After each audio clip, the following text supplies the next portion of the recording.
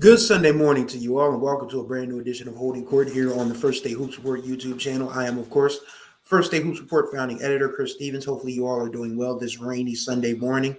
I once again got caught out there, meant to record this yesterday, but had a very busy day. It's been a very busy week, which we'll get into in a minute. But I watched the Royal Rumble last night. Yes, I'm one of those wrestling fans, and I literally did not go to bed until 12 o'clock. I was like, okay, I'll get up in the morning and record this. So I got up 6 a.m., looked around, looked outside my window, saw it was raining. But yeah, trying to squeeze this in before I go to the gym later on, and got some other work to do before the AFC and NFC championship games kick off today. So we're going to talk some basketball as we always do on this channel, and all the social media contact information and the donation link, which I'll get to the importance of that in a minute, will be in the description below.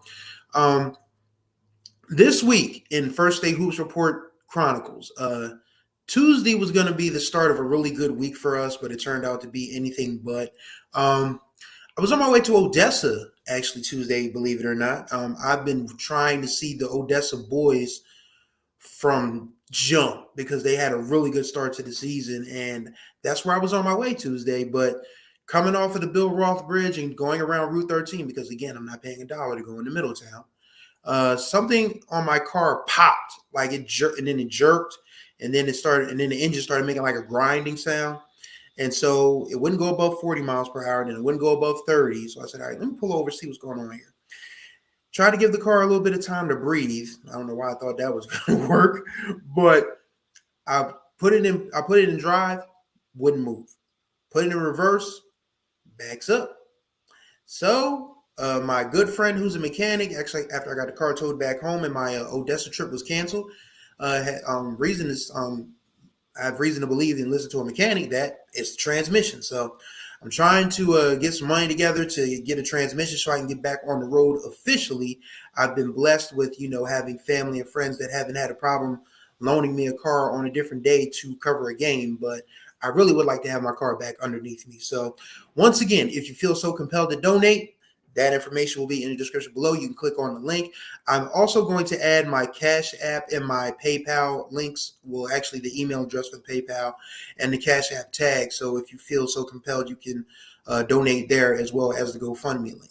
So that was the start of the week, but was able, thanks to the kindness of friends and family, to get to 2 games this week. I went to go see Appoquinimink Caravel girls, and that one turned into something that I didn't expect really quickly, and that was Caravel ended up running away with it. I think what helped Caravel in that game, if you'll read the story, which is on the First State Hoops Report website, is that the size advantage they have with Jordan Tate and Bryson Strickland really helped, because Appo is very talented, but they're not very tall. And Strickland and Tate were just like, on the boards. They were, posting up. They contested shots.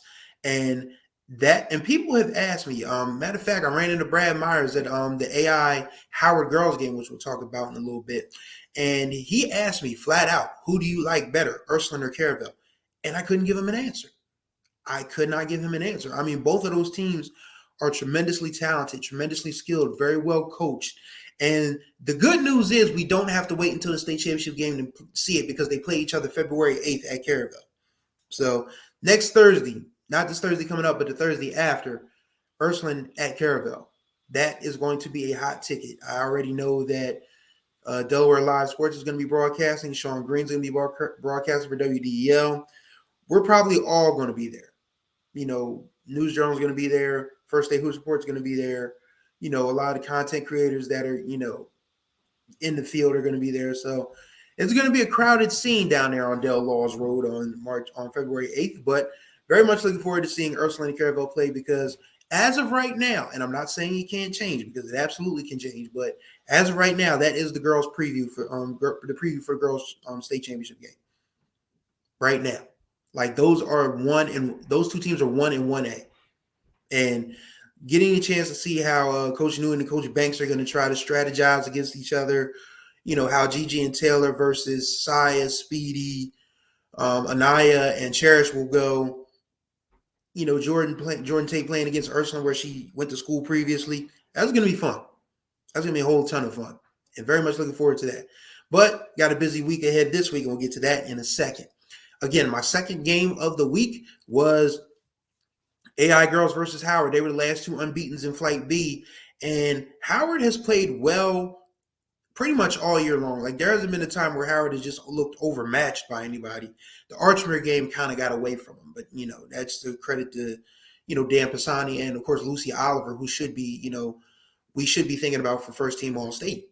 So Archmere is a very good team, but overall, AI has like this unique quality that even if you get them out of their game, they're just too talented and just too ridiculously, apt for explosions, the positive kind, to be overtaken. Howard held them to their second fewest points of the season, and AI still found a way to win by double digits. That should tell you a lot about AI's girls. And the catalyst for that is Sydney Hilliard. Of course, Sid had a thing, an issue with the former coach at St. Elizabeth last year. She had to sit out most of last year. She transferred to AI, had to go through all the transfer stuff, was approved. And she's played all-state basketball this year. Like, AI has talent. There's no mistake about it. You got Naija Jackson, one of the best forwards nobody talks about. Jordan Henderson at center. Monty Bryce at point guard. Virginia Wilkins, the first-year guard, whose game I really think can blossom into something special. But you need a closer. You need a dog. You need an alpha. And Sydney Hilliard checks all those boxes for AI DuPont. Like, she went on a 10-0 run by herself. It was part of a 16-5 run that at the end of the third quarter to help AI finally pull away from Howard. But Sid being back on the court and being able to show people just how good she is one of the true treats of this year so far. And it would have been cool if she'd been able to stick it out at St. E's, because her and Erica Huggins would have been like a serious dynamic duo this year. Which reminds me, shouts out to Erica Huggins for scoring her 1,000th career point. It was a point this year where we didn't know if we were going to have a whole lot of kids scoring 1,000. Then we've had 3 in the last 2 weeks. So everybody's starting to, get to that milestone level now. We had Delaney Burrows and Darrell Little Jr. last week. We had Erica Huggins this week. I think we got some other kids, boys and girls, coming up on 1,000. So we're very excited to be able to share in these milestones with these young athletes who have survived the pandemic year as a freshman and just the overall grind of high school sports. So, yeah, but AI right now is one of those interesting cases because with the right draw, they're easily a quarterfinal team. And even, with the level being raised a bit and depending on the draw again, it could be a Final Four team. It really depends because you can already pencil in Caravel and Ursuline as your Final Four teams. St. E's getting pretty close to that point. Sanford, you can't discount. Archmere, you can't discount. Woodbridge, you're starting to, play at that level now. Padua, oh my God. I still have to see Padua. Oh my God. Who scheduled Padua St. Mark's at the Unlock the Light the same day as Middletown William Penn boys? Jesus. Oh my God. Times I wish I had a clone or somebody working with me so we can split these games up. In due time. But yeah, I've got to see Padua at some point. Yesterday would have been a good day, but I just needed a break. And because they hosted St. E's. St. E's, it took St. E's in overtime to beat Padua. So that should tell you how good Padua is. So yeah, the girls' side of things, it feels like we're starting to get a line of demarcation and separation of who's who and who isn't. And the good news is we've got some barn burners coming up. I mean, there's still St. E versus, oh my God, St. E versus Sanford is the same day as Unlock the Light. Whew. I want to have a word with you ADs about your schedule making, man. I'm sorry. I mean, these just jokes. I mean, you get it in where you fit in, especially, since we had a monsoon and a couple of snowstorms, and I think we got some more snow coming, believe it or not. So yeah, winter definitely doing its thing. It's a big one this year. So yeah, a lot of barn burners coming up on the girls' side. And on the boys' side, which we'll talk about in a second, it's a point I want to make about boys and girls this year. When you take into account the tournament seedings, because if you're not familiar, I'm gonna run it through the DIA boys and girls basketball State Tournament Point Index Formula. Okay. Formula. I said formula like Mr. Krabs. Arr, SpongeBob, did you take care of the formula? I'm never doing that again. I'm sorry. But the important points. 2 points for each win. 1 point for an opponent with a 501 or better winning percentage. That means if a team goes 11-9, you get a point. 2 bonus points for an opponent with a 701 or better winning percentage. That means if any team finishes 15-5 or 16-4, somewhere thereabouts, you get 2 points. And also, if you finish 11-9 or 15-5, you get a bonus point or 2 bonus points. So you take all that, you add that up, you divide that by the number of games played, and you get a point index. So let's say, for example, let's just throw out there Ursuline goes 18-2. 2 points per win. That's 36. And, of course, they play Caravel. They play St. Elizabeth. They play out-of-state teams. So you add those bonus points up and teams above 500 or whatever. Let's just say their bonus points add up to 16 bonus points. So 36 win points plus 16 bonus points is 52. Divide that by 20 games played. That's a 2.6 point index. That would likely put them at the top. So that Ursuline would have the top seed. This is all hypothetical, of course, because we don't know the winning percentages of the teams they played because out of state. Because once again, these teams out of state don't update their max preps in timely fashion. So we gotta wait and figure this out. We gotta wait for the committee to figure this out. But we can mess around with it, in the meantime. And I just hit my hand on the desk. Ow. So yeah, that's your tournament. That's how the tournament breaks down. If people are wondering how you get to 24 teams, it's not a selection process. It's not a popularity contest. It's a dyed-in-the-wool living document of a point index. And a lot of teams, you might want to start looking at your schedules now, because there's going to be a lot of teams that people thought was going to get to 15 wins. They're not going to get to 15 wins.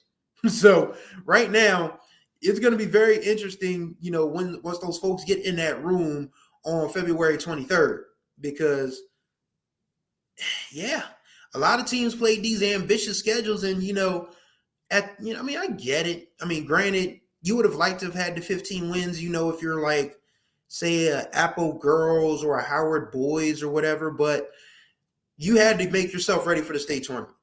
And I think Salesianum is the one that's probably going to, raise some cause for consternation with people, because Sally's always is a cause of consternation for people. But, there's a good chance that Sal's could finish 500 and still be a top 8. In fact, they probably will still be a top 8.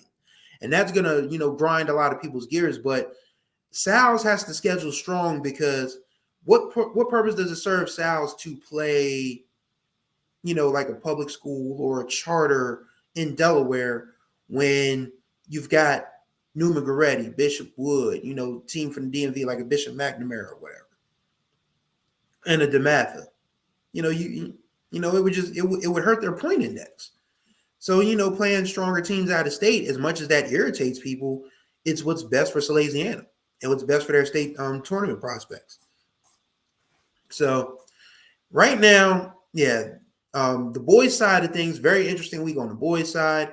Middletown, of course, with the big win over Salesiana. Middletown right now is 8-3. They are really pulling it together. The Matthews brothers are playing a strong brand of basketball. Clyde Frazier, one of the best point guards in the state, is leading the charge over there. That Middletown team they've kind of been flying under the radar, believe it or not, because people have been excited about Odessa in Flight A. Of course, Salesiana and St. E's have been getting all the pub. Seaford and Lake Forest are undefeated right now, and they play each other twice this week.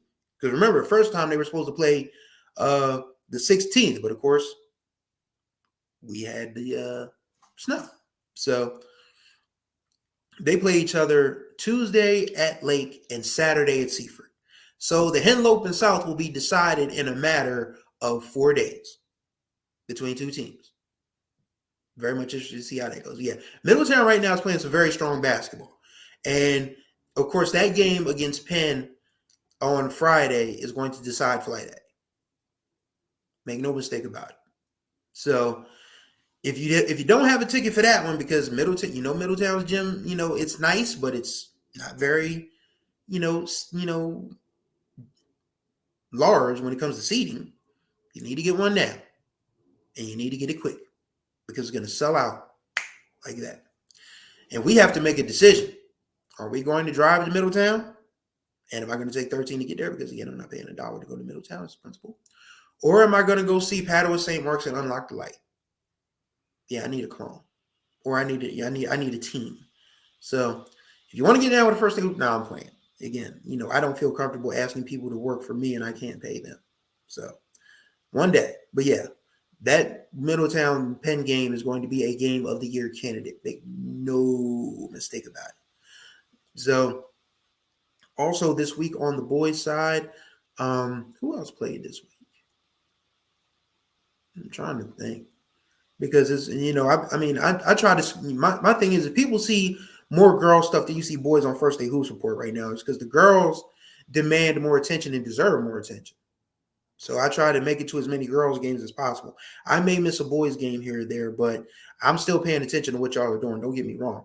Right now, McCain is 12-2, and they have Howard on February 7th. Right now, Howard is 9-2. Shouts out to head coach Rasan Matthews Sr. for picking up his 100th career win on Friday. I don't know if that makes him the winningest coach in Howard basketball history, but he's got to be up there because I think it's him, Paul Brown, Joe Hussey, Jay Thomas. I think that's the list at this point because I know Coach Brown won over 100 games when he was at Howard. And, of course, Coach Hussey did. Rest in peace to him. And Coach Thomas was close because Coach Thomas was only at Howard, I think, for 4 or 5 years, and they in those 4 or 5 years that those Howard teams made the state not the state championship game, the Final Four 3 straight years. 72 and 74, they were participants. 73, they won the whole thing. They were the first unbeaten team to win a state championship in the state tournament era.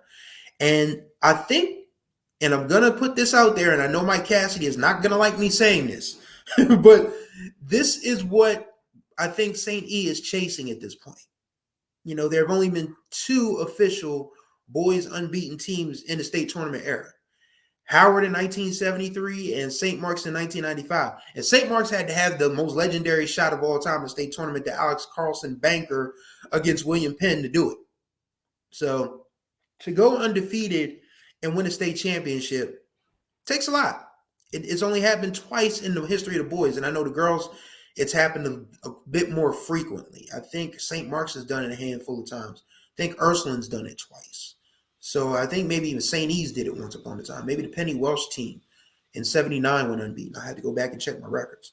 But overall, it's hard to win every game in high school basketball because, these are kids.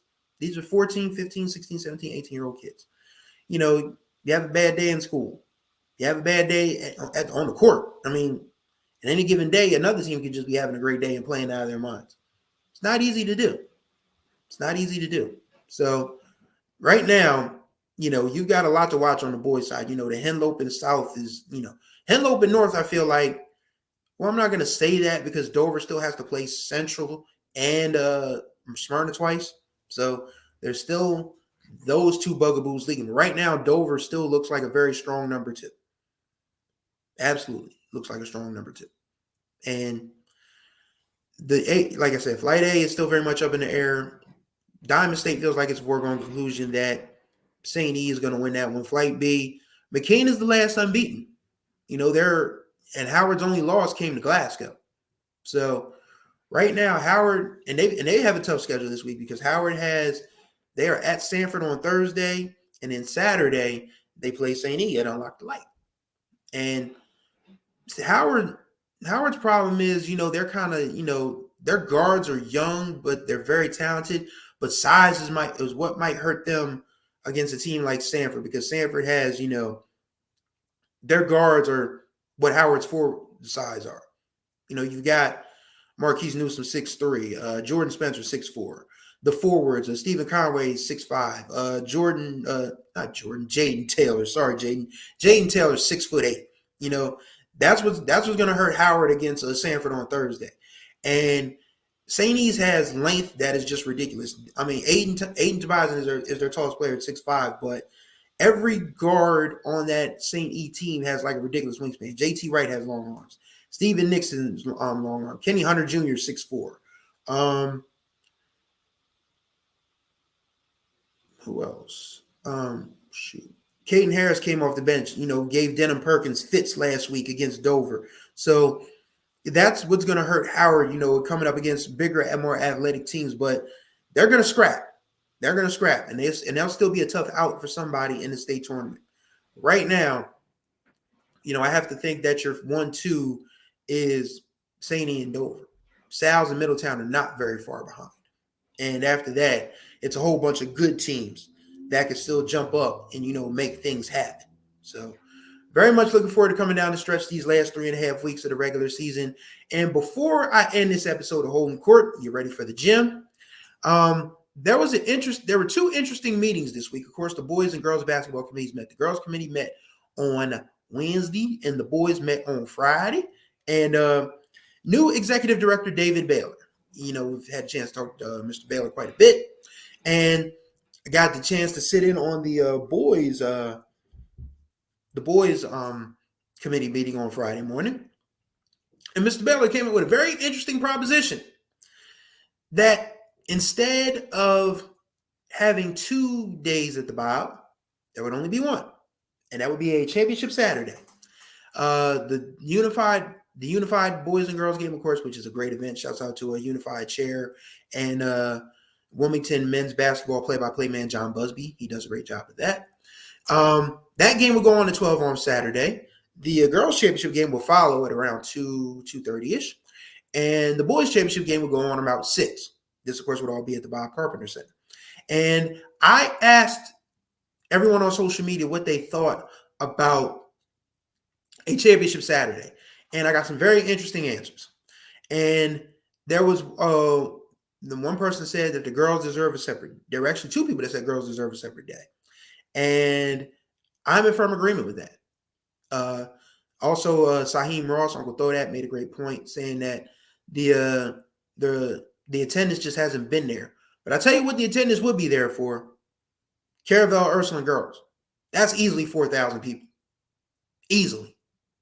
You could probably say the same for Ursuline St. E, Ursuline Sanford, Sanford St. E, Caravel, St. E, Caravel Sanford. Any combination of those 4. That's easy. That's an easy ticket seller. But the problem is, University of Delaware, despite being one of the richest universities in this mid-Atlantic region, feels the need to charge DIA $70K a day to use the Bob. As I said in my little blurb video, little reel that you can find on our Instagram page, once again, that will be in the description below. The University of Delaware has all this money to move from football championship subdivision to football bowl division from the Coastal Athletic Association of Conference USA. There's no need for them to charge a nonprofit organization $70,000 a day, if anything at all. So, again, it just really feels like greed.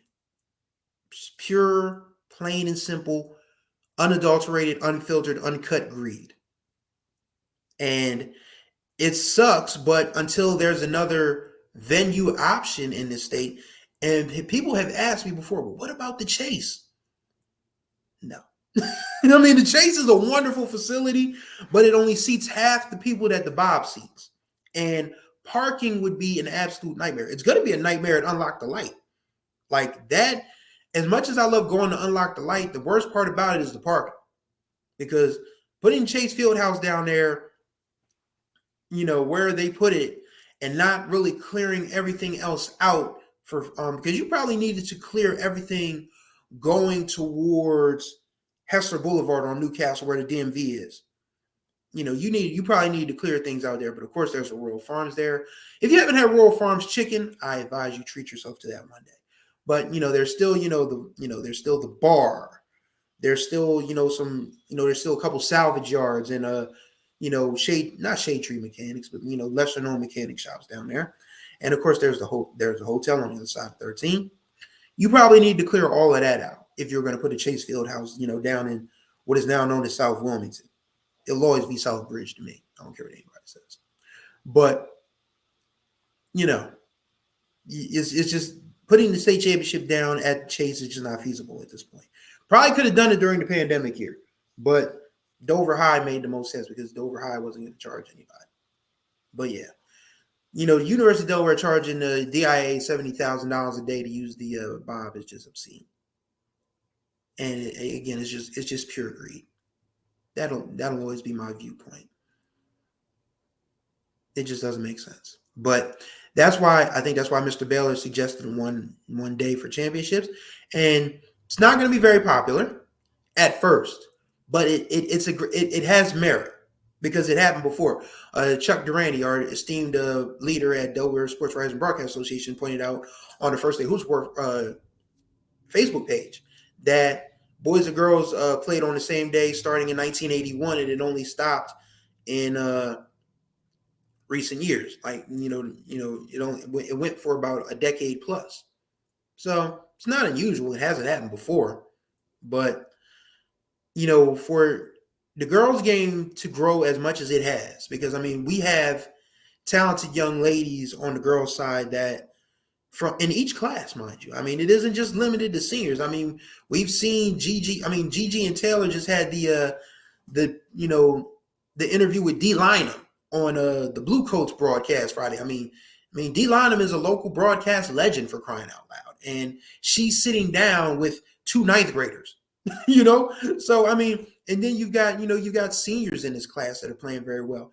Reagan Robinson averaged like 35 points a game this past week. You still got Josiah Crawford and Anaya Price at Caravel, 2 seniors there. Tyler Edwards at Sanford, Erica Huggins. The girls' game is growing in Delaware, and they deserve a stage worthy of their talents. And yes, the Bob is absolutely a worthy stage. I don't think they should have to share a day with the boys. I'm in agreement with the people who said that, they deserve a separate day. But right now, you have to think about everything being cost effective. And with UD being as greedy as they are, DIA has to be mindful of its bank account. And it sucks. But it could still be a great day if everybody just, doesn't have any foolishness with them. If the ticket situation is what it should be, we can have a great day on Saturday, March 9th. We just have to, everybody has to have all their ducks in a row. If you think that your team is going to be at the Bob, start, putting away for tickets now. Start planning, who's going to be riding with you or who's not going to be riding with you. Where y'all going to sit, where you want to sit. Because there's assigned seating at the Bob. It's going to be on the tickets, but just make sure everybody has a ticket in the same row if you're all going to go together.